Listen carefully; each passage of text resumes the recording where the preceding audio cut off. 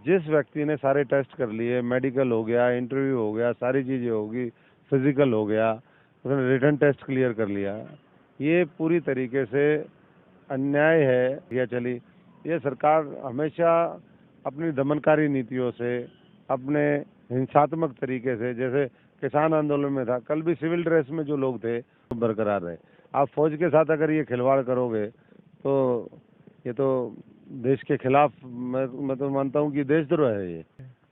बात करते हैं अग्निपथ, जो एक स्कीम सरकार ने चलाई है, उसका लगातार विरोध हो रहा है। कल रेवाड़ी में एक पार्क में पुलिस के द्वारा जो युवा है उनको बुरी तरह से घेर कर पीटा गया। वो तो पूरे देश में ही भारी विरोध है। और जिस तरह से सीए का विरोध हुआ था वैसे ही इस चीज का भी विरोध हुआ, क्योंकि काफी दिनों से भर्तियां नहीं निकल रही है और युवा परेशान। देखिए, भर्तियां भी नहीं निकल रही हैं। सबसे पहले तो 3 साल से फौज में भर्ती नहीं हुई। जिन लोगों का सिलेक्शन हुआ है, ये विरोध इसलिए भी ज़्यादा है कि एयरफोर्स में 1.5 साल से लोगों का सिलेक्शन हो रखा है।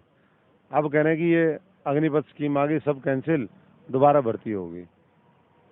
जिस व्यक्ति ने सारे टेस्ट कर लिए, मेडिकल हो गया, इंटरव्यू हो गया, सारी चीज़ें होगी, फिजिकल हो गया, उसने रिटन टेस्ट क्लियर कर लिया, ये पूरी तरीके से अन्याय है, अत्याचार है युवाओं के ऊपर, जो साधारण परिवारों के हैं, जो अपने देश के लिए कुछ करना चाहते हैं। फौज में कौन जाता है? वही जाता है जिसके देश प्रेम होता है, जो हर तरीके से फिट होता है। अब ये कॉन्ट्रैक्ट बेसिस पे जिस तरीके से आर्मी में भर्ती करना चाहते हैं, ये देश के लिए बहुत घातक साबित होगा। और युवाओं के हम साथ खड़े हैं। जिस तरीके से कल गोलियां भी चली हैं, जैसा निकल के आया, पलवल में इंटरनेट बंद कर दिया, अब कितने लोगों की जान गई, कितने लोगों के ऊपर लाठियां चली। ये सरकार हमेशा अपनी दमनकारी नीतियों से, अपने हिंसात्मक तरीके से, जैसे किसान आंदोलन में था, कल भी सिविल ड्रेस में जो लोग थे वो लाठियां चला रहे थे वहाँ पर। तो पुलिस को इसकी जांच करनी चाहिए, इस तरीके से बंद करना चाहिए और युवाओं की आवाज़ सुनते हुए इसको वापस लेना चाहिए। हालांकि मौजूदा सरकार इसको अच्छा बता रही है, लेकिन कल शिक्षा मंत्री से यही सवाल किया था तो उन्होंने कहा कि ये महज 4 साल के लिए है। निहायत तौर पर बेरोजगारी तो इससे कम नहीं होगी। देखिए, बेरोजगारी नहीं, एक सेना तैयार करना चाहते हैं। एक सिक्योरिटी की बात होती है। जब आप नौकरी में जाते हैं तो लॉन्ग टर्म सिक्योरिटी भी देखी जाती है। अब 4 साल बाद वो युवा क्या करेंगे निकल करके? ऐसे ही आप कॉन्ट्रैक्ट बेसिस पे जो जॉब देते हो, आप काबिल आदमी को भी अपने रोज दरबार में बुलाने का एक प्लान बना देते हो ताकि आपका राजनीतिक वर्चस्व बरकरार रहे। आप फौज के साथ अगर ये खिलवाड़ करोगे तो ये तो देश के खिलाफ, मैं तो मानता हूँ कि देशद्रोह है ये।